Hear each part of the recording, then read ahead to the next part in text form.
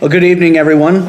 I'd like to call the Tuesday, May 10th, 2022 public hearing meeting to order. First up on the agenda is 2.1, adoption of this evening's public hearing agenda.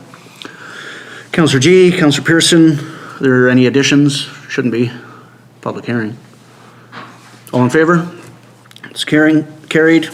Just a quick statement from myself as chairperson.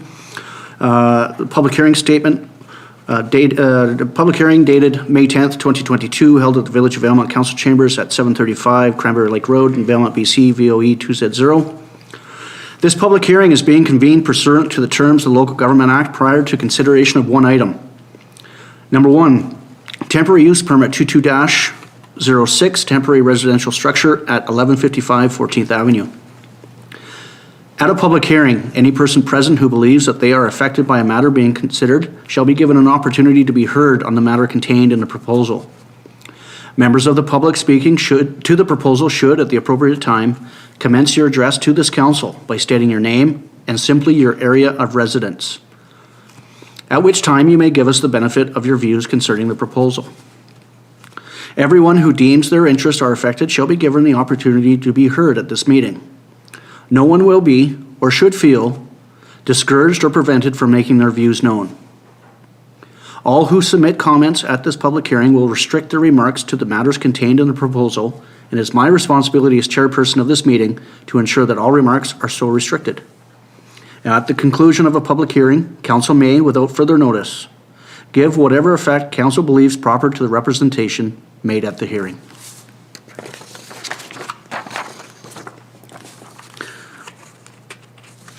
Looking at temporary use permit 22-06 to permit RV use at 1155 14th Avenue. Under 4.1, we'll have our presentation by staff. Our planner, Ms. Eddy. Good evening, everyone. Tonight's public hearing is in regards to temporary use permit 2206, proposing to allow one recreational vehicle to be parked on the property located at 1155 14th Avenue and to be used as a residence for a period of 2 years.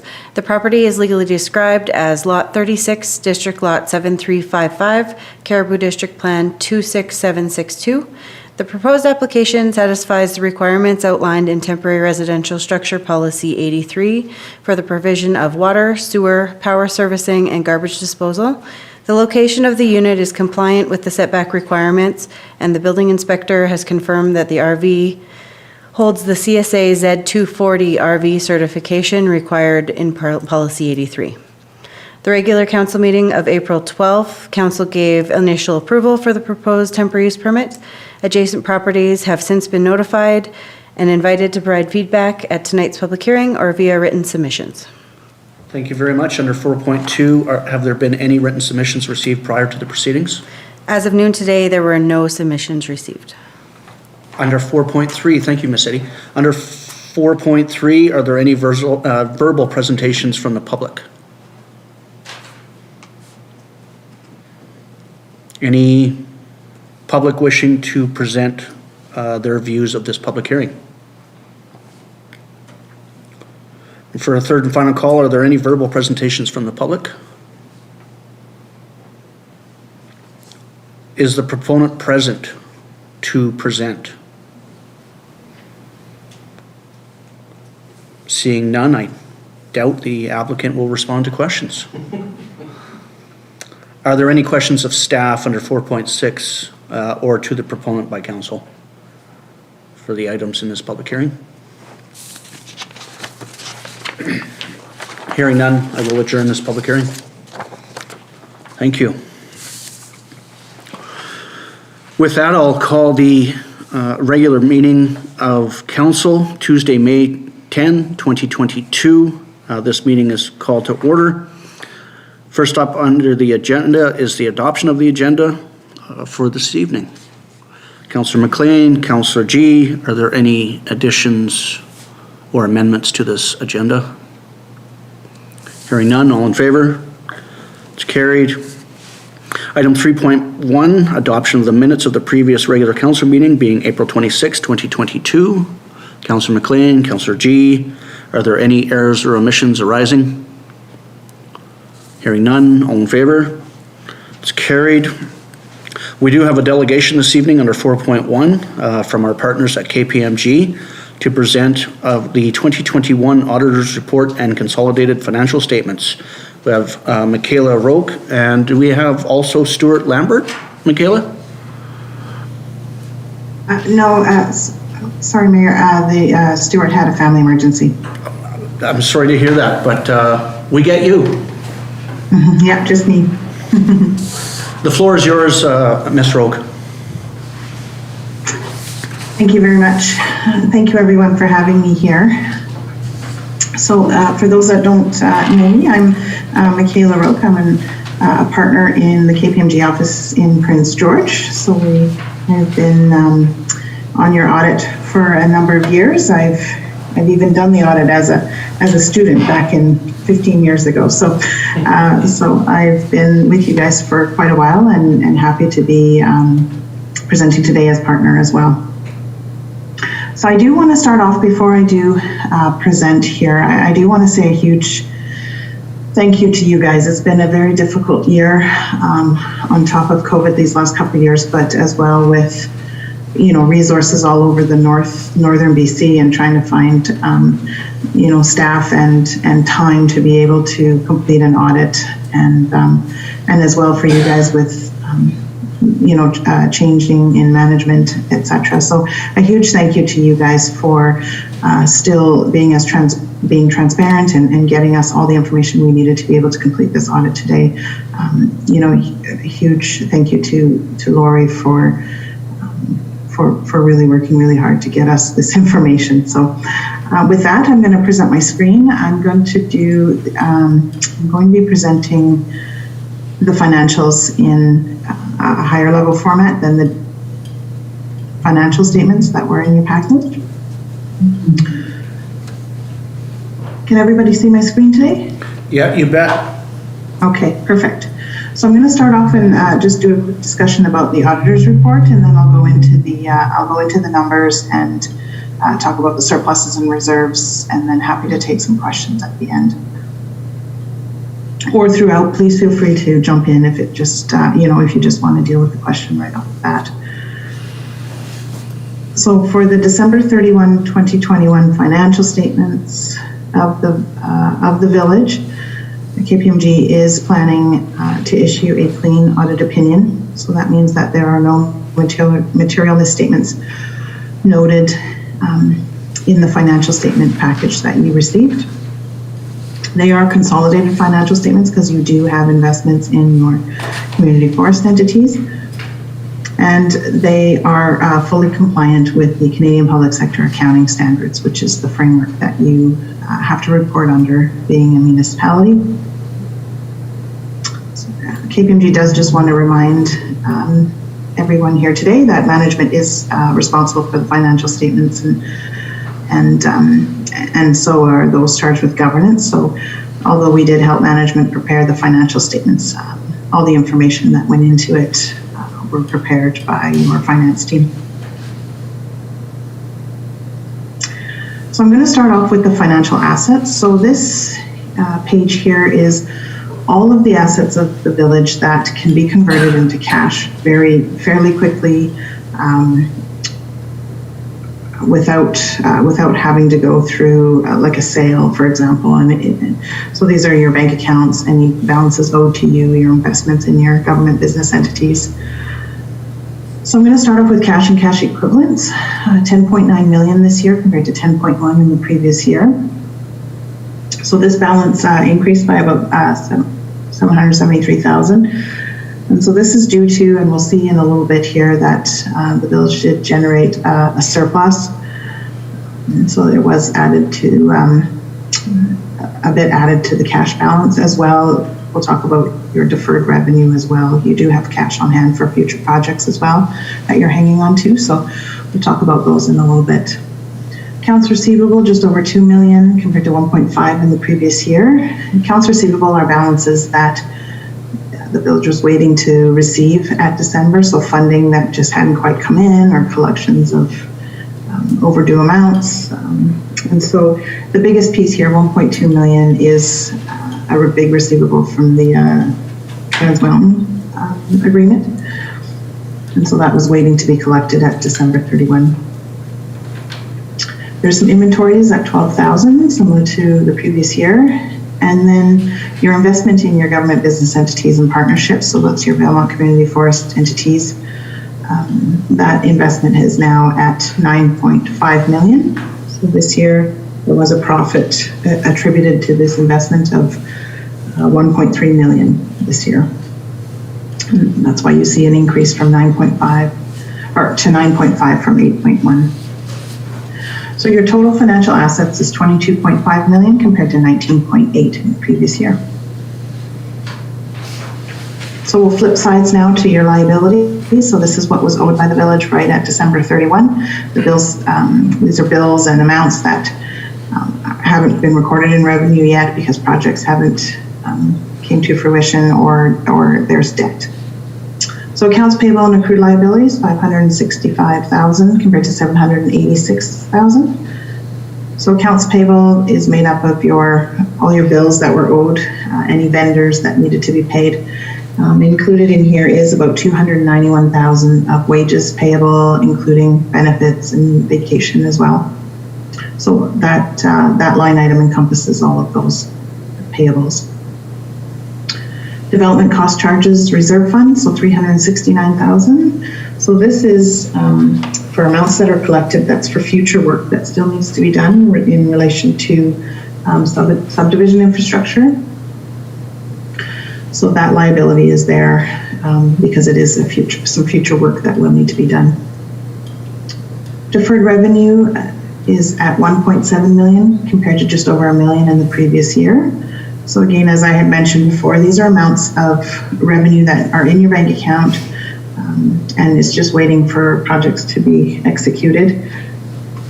888,000 of this balance is MCFD funding for the daycare project. So that makes up the biggest piece to be completed, or project to be completed in the future. And then long-term debt is at 497,000 compared to 558,000 in the previous year. And so this is in relation to the water fund, and in the year there was repayment of about $60,000 to reduce it to the 497. So your total financial liabilities is 3.2 million compared to 2.7 in the previous year. This next section here is your non-financial assets. So these are assets that are harder to convert to cash. You'd have to sell. The biggest piece here, of course, is all your infrastructure. So you do have prepaid expenses of 22,000 this year. So these are expenses that you paid in advance of fiscal 2022, for example. The cash has already been outlaid. It's just waiting to be recorded in expense. Tangible capital assets, 16.4 million compared to 14.2 in the previous year. So this year there was about 2.8 million of additions added to your tangible capital assets. This was about 945,000 of road work that was done, about $1 million split between water and sewer for the lift station. Another bigger expenditure for capital was the washrooms for Centennial Park for 346,000. But as well, on top of adding the 2.8 million in additions, there was a reduction of tangible capital assets for what we call amortization. And so amortization is an expense that every year you need to record wear and tear on all your buildings and infrastructure. And so that is an estimate that gets prepared by your accountants and recorded to reduce your tangible capital asset balance every year so that it doesn't stay always at what you paid for it. And that was, as mentioned, 614,000 of an amortization expense in the year. So total non-financial assets, 16.4 compared to 14.2 in the previous year. So now we'll go to the statement of operations. These are all the transactions that had happened for the year. Revenue, the first column there, was budgeted to be 10.4 million and came in at 9.1. Previous year was at 8.5. Expenses were budgeted to be 5.1 and it came in at 4.6. Prior year was 3.8. So there was annual surplus of 5.2 million budgeted. In 2021, actuals were almost 4.5 million in annual surplus compared to 4.6 in the previous year. So I'll go through that 9.1 and the 4.6 in expenses here in the next slides. So the 9.1 million in revenue is made up of all of the captions listed here. A big piece is net taxation and sales and user fees at 2.8 million combined. And they came in, net taxation came in as budgeted. Sales and user fees were budgeted to be lower, and they came in at 1.8 million compared to just over $1 million that was budgeted for. Likely when budgeting, probably it was unknown through COVID what was going to happen, but it did increase over the previous year, sales and user fees from 1.4 million to 1.8.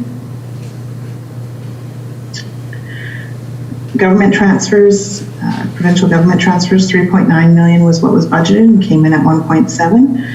Remember that there is also funding in your deferred revenue as well that haven't been recorded into income yet, compared to 2.2 million in the previous year.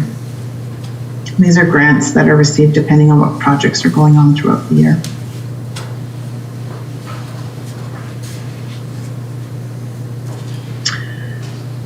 So another line item here, investments in business enterprises and partnerships. So that was budgeted to be 171,000 and came in, as we mentioned, the Valemount Community Forest Group generated 1.3 million in income towards your investment. So the 10.4 million budgeted did include the expectation of some more significant government transfers and provincial grants. And again, it's just timing of projects. So eventually, likely these projects will be finished and wrapped up. And so they were likely budgeted all in one lump sum, but the projects and the revenue is recorded as the project goes on. That's why you see a difference between the budget and actuals. So we'll move on to the expenses. A couple of line items that are bigger here. General government was budgeted to be 1.5 and it came in at 1.6 compared to 1.3 in the previous year. So included in here is the childcare spaces expenses that have incurred so far to date. So that's why you see an increase over the prior year. As well, recreation and community development was budgeted to be 1.2 million, came in at 983,000 in expenses compared to 819,000 the previous year. And again, with COVID and not knowing necessarily what would happen, it did come in lower than it was budgeted for. With your water and your sewer, they both came in fairly in line with what was expected to be budgeted. So total expenses came in at 4.6 million as we talked about. So this page here, it shows your annual surplus. The first bucket, first column here is almost 4.5 million in annual surplus. If you add that to your accumulated surplus, so accumulated surplus is the surplus you've generated since inception of the village, and it just keeps rolling every year. Any losses or revenue or surpluses that you earn, it just always gets added to this total, this running total. So you do get accumulated surplus for the year of 35.7 million compared to 31.2 in the previous year.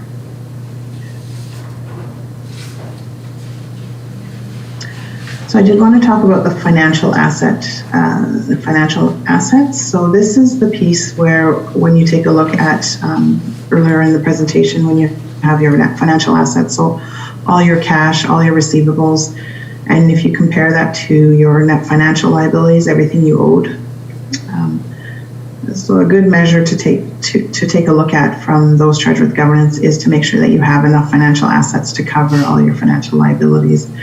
And the village has come in at the 16.2 million. So that means that when you had if you take all of your cash and went to pay off all of your debts and all of your payables, you do have a financial asset of 16.2 million. Or 19.3 million, sorry, apologies, it was budgeted to be 16.2. Came in at 19.3. So which is great to, to know that you have enough financial assets on hand to be able to pay your debt. So the accumulated surplus, before we get to questions today, I did want to talk a little bit about accumulated surplus. So as I had mentioned earlier, there was accumulated surplus of 35.7 million, and I like to explain that the 35 million is not free and clear for the village to be able to go out and spend. So I'll break that down a little bit further for you guys here today. So of that 35 million, 15.9 million is the value that you have in your buildings and your infrastructure. So that's all your capital that you've already bought. Your value that's in it is included in that 35 million. So 15.9 of it is your investment in your capital. There is a general fund unrestricted is sitting at just over $4 million of that surplus. General fund restricted, 9.4 million. Water is at 895,000. And sewer is at 1.1 million compared to 541,000 in the previous year. As well, included in that 35.7 million of your accumulated surplus is 4.2 million of reserves. So you do as well. We have your reserves listed here, just at a high level. And so you have your capital works machinery and equipment is one of your bigger reserves. And then of course your Northern Capital Planning grant is sitting at 3.5 million compared to 3.7 million in the previous year. So when you add all of those buckets, your sewer, your water, your restricted general, your capital, your reserves, that's what makes up the 35.7 million in surplus. And then this last page here just directs you to the different notes that are attached to the financial statements that break down this information in much more detail as well. So that was all I had for you. I'm happy to take any questions. Well, thank you very much, Ms. Roque. Motion to receive the delegation. Councillor Pearson, Councillor G. Questions for our auditor this evening? Comments? Great presentation. Healthy.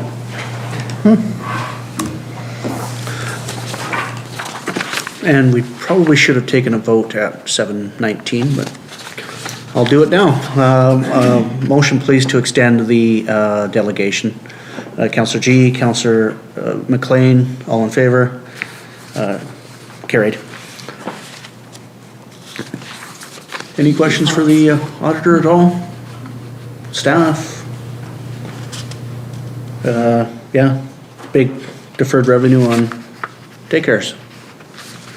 Still to come, but it is proceeding. Well, Ms. Roque, thank you so much for providing the what I am most excited about, a clean audit based on the transparency given to you by our Director of Finance, Ms. Lori McNee. We're extremely proud to have her in our workforce and part of our team. So thank you very much. Much appreciated. If council has questions, we can relay them to you through our Director of Finance. Absolutely. Thank you very much, everyone. Have a great night. And you as well. Thank you. Thank you. Thank you. Bye-bye.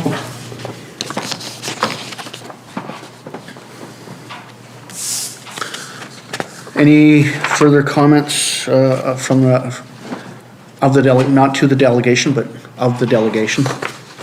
The audit in general? All in favor of receipt? It's carried. Anything in the reading file folks would like to bring to surface?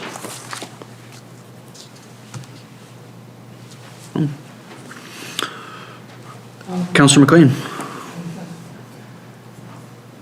Sorry, I thought the reservoir update was a larger piece of information that I had read today. So I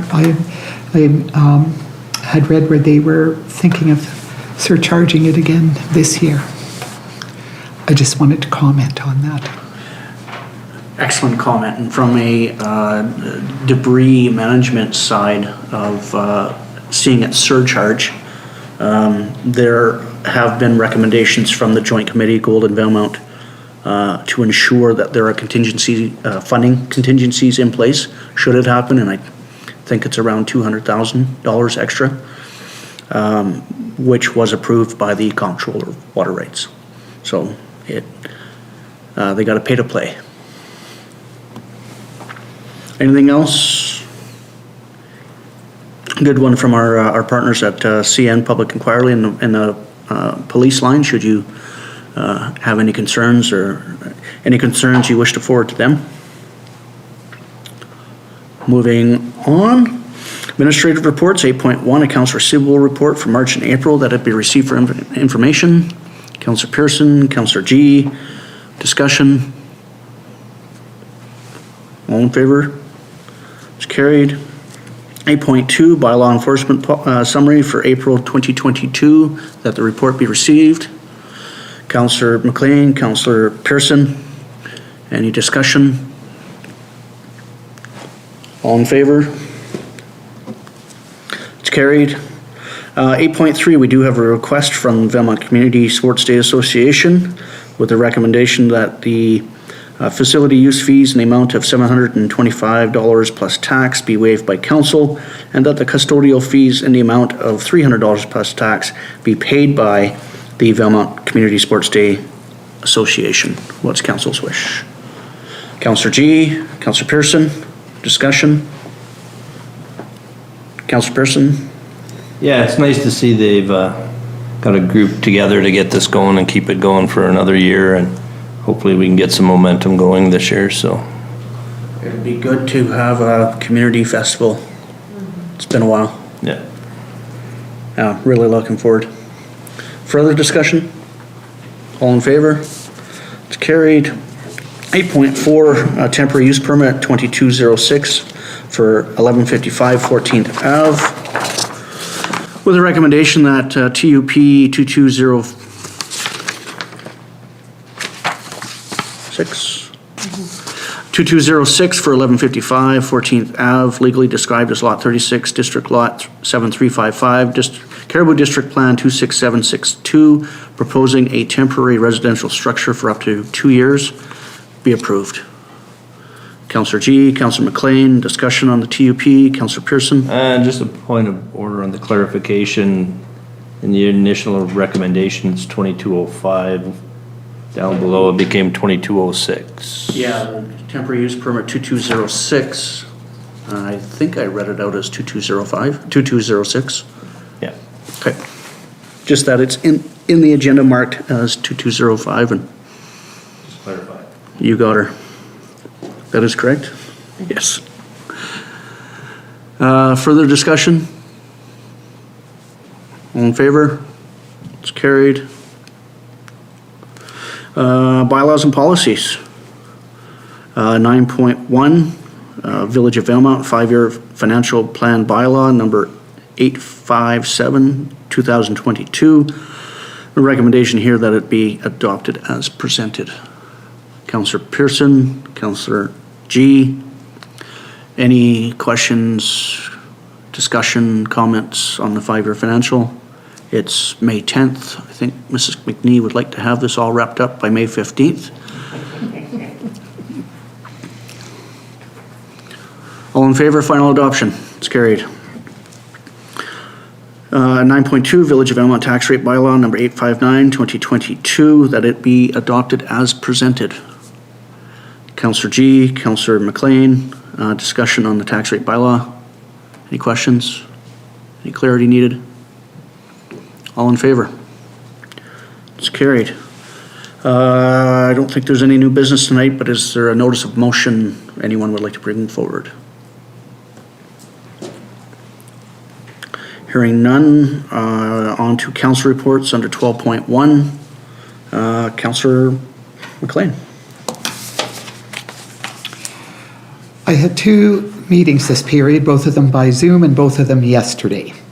The Columbia Basin Trust Local Government Committee had a check-in meeting with the Columbia Basin Treaty Indigenous representatives, and then CBREC met to listen to a presentation by a lawyer explaining how the Columbia River Treaty Negotiations Framework Agreement was drafted to reflect aspects of the United Nations Declaration on the Rights of Indigenous People. Excellent. Invigorating, I'm sure. Yeah. Councillor G. I have nothing to report. Okay. Over to you, Councillor Pearson. Alrighty. So I did send out to Mayor and Council my report for last week's NCLGA conference in the wild northern town of Fort St. John.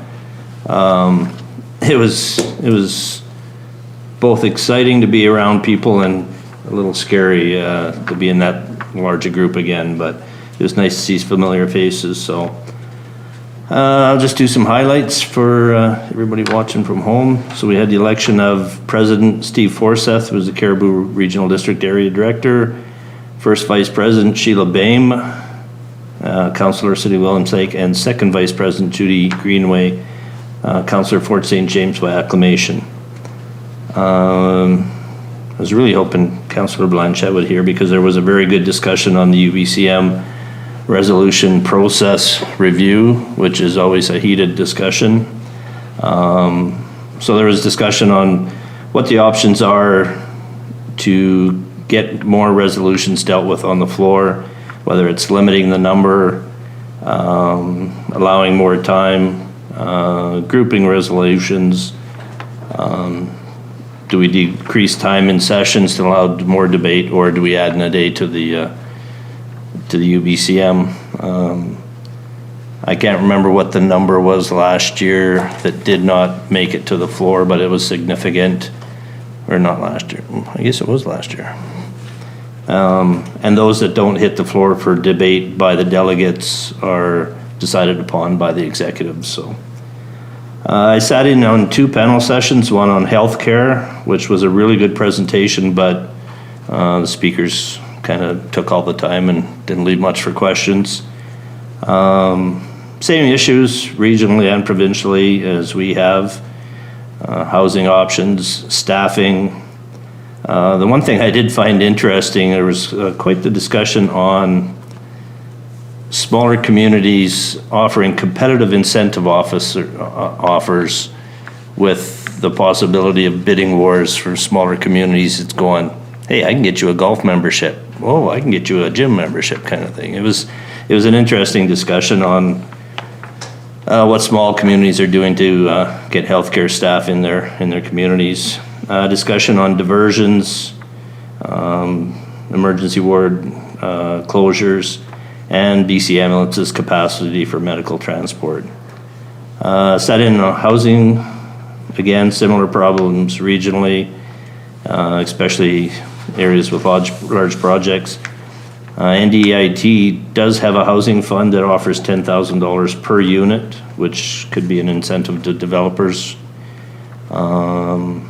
They talk about more multi-use housing projects. I think Vanderhoof's new project is the first floor is a dementia care ward with housing above it. So just looking at multifacets. So, and in that one, I did comment too on delays in the processes and funding that are driving project budgets through the roof. People can't keep up with where they're at. So, excuse me. That night. Great dinner. The keynote speaker was the Honorable Jody Wilson-Raybould. Oh, excuse me. Fantastic speaker. Speaking to the truth and reconciliation process and what we all can do moving forward. It was a very cool speech. Thursday, we did a minister's panel with Minister of Municipal Affairs Nathan Cullen, Minister of Transportation Rob Fleming, Discussion on the importance of the BC North bus system for all northern communities, with a goal towards permanency with no offload to local governments, and options for medical transport. There was some discussion on cost share programs such as the RCMP, which is a big hit right now for any communities over, I think it's 6,000, where they have to pay for their own policing, and they've got an outstanding bill for previous years' overtime, so it's killing them. So there are 5 nominations for 3 director-at-large positions, and we did updates from MIABC, MFA-BC, and NDIT. There was a session on truth and reconciliation, again, discussion on moving the path forward, and that was moderated by, brain cramp. Mayor Lori Ackerman. Mary from Fort St. John, with Chief Judy Desjardins from the Blueberry River First Nations. She's new in the seat. She was just elected a few months ago. It was a great discussion and lots of good talk. Resolutions debate. All resolutions presented to the floor were passed, which was nice. And in the election results, Gladys Attrell from the town of Smithers, Marnie Brenner from City of Williams Lake, and Gary Foster from the Northern Rockies Regional Municipality were elected to director-at-large positions. During networking sessions, the TELUS rep for our area sat down to have a little chat. He might have regretted that. So we had quite the conversation on connectivity and the issues we have with not being able to make a 911 call at peak times in the afternoon. So quizzed him on the timetable for the new cell tower on the VIP land, which was scheduled for the last quarter 2021. We were told first quarter this year. Now we're looking last quarter of this year. Here's Mrs. McLean. Oh, sorry, Pete. What?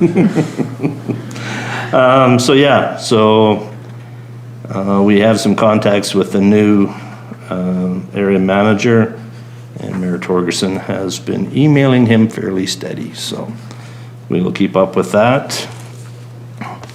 Also, the Trans-Canada Yellowhead Highway Association AGM will be in Edmonton on July 8th. So I would look for support from council to attend the AGM, which would involve 2 nights, accommodation, kilometers, and meals. Motion, please.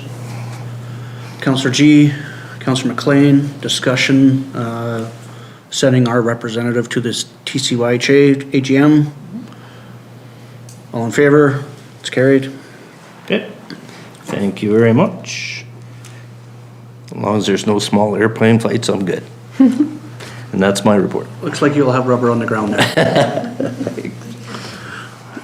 Thank you, Councillor. And I'll touch on a few of those things in my report.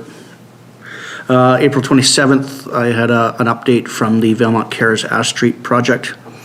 April 28th, April 5th, and May 5th and May 6th had 3 separate meetings on the universal broadband funding.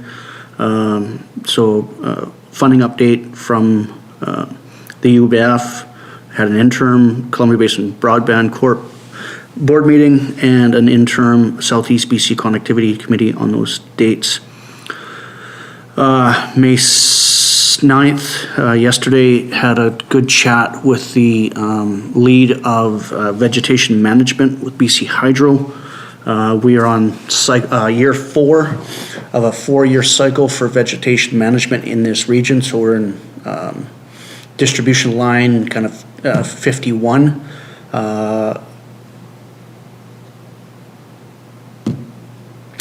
Whiskey Fill was not on their radar, but it is now.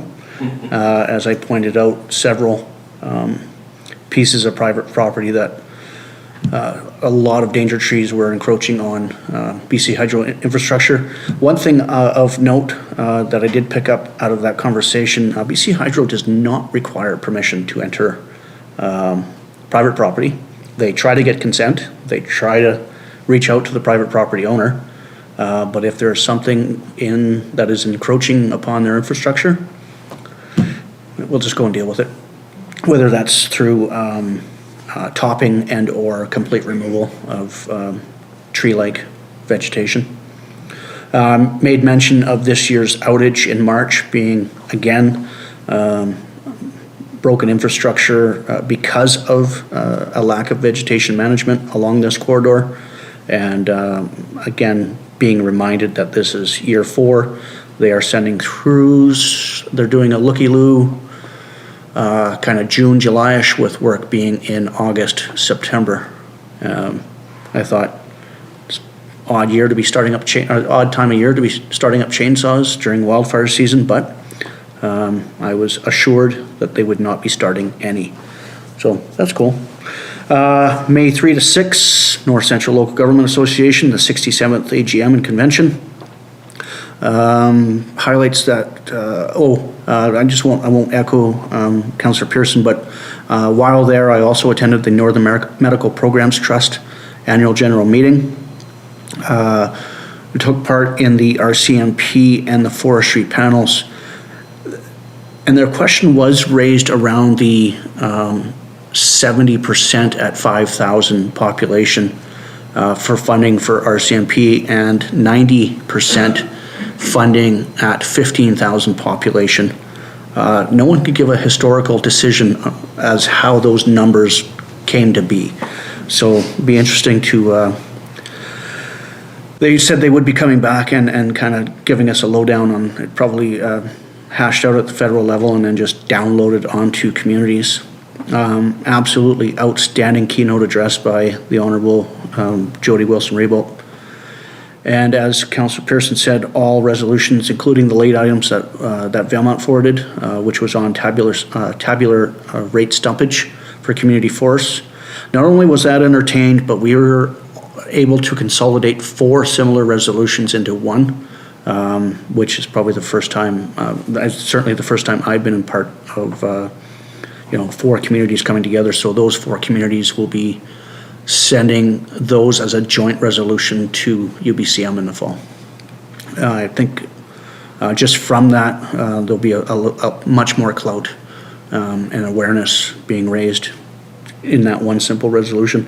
One of the highlights for me, I had lunch with Parliamentary Secretary of Rural Development, Rolly Russell, was in person, and he took time to break bread, and we talked all things rural and development. One of the key pieces was real lack of nursing staff throughout the province. Their CBA has not been signed yet, still in negotiations, but certainly right in the 4 corners of British Columbia, there is a shortage, and hats off to every single healthcare member that took us through the pandemic and what will take us beyond for community well-being. That's my report. Motion to receive. Councillor Pearson, Councillor G, questions on the reports? All in favor of receipt? It's carried. 14.1, we do have time for public comments this evening on items considered by council as part of the approved agenda. Are there any public comments this evening? Any public comments at all? Mr. Peters? Nothing? Thank you for the mug. I do what I can. Then I will ask council to give notice to proceed to an in-camera, under 15.1, to proceed to an in-camera council meeting for consideration of 5 items per section 91A, C, I, and K of the Community Charter to discuss matters related to A, personal information about an identifiable individual who holds or is being considered for a position as an officer, employee, or agent of the municipality or another position appointed by the municipality, as well as C, labor relations and other employee relations. I, the receipt of advice that is subject to solicitor-client privilege, including communications necessary for that purpose. And K, negotiations and related discussions respecting the proposed provision of a municipal service that are in their preliminary stages, and that, in the view of the council, could reasonably be expected to harm the interests of the municipality if they were held in public. And that is for 2 items this evening. Council, Council G, Council Pearson, all in favor? It's carried.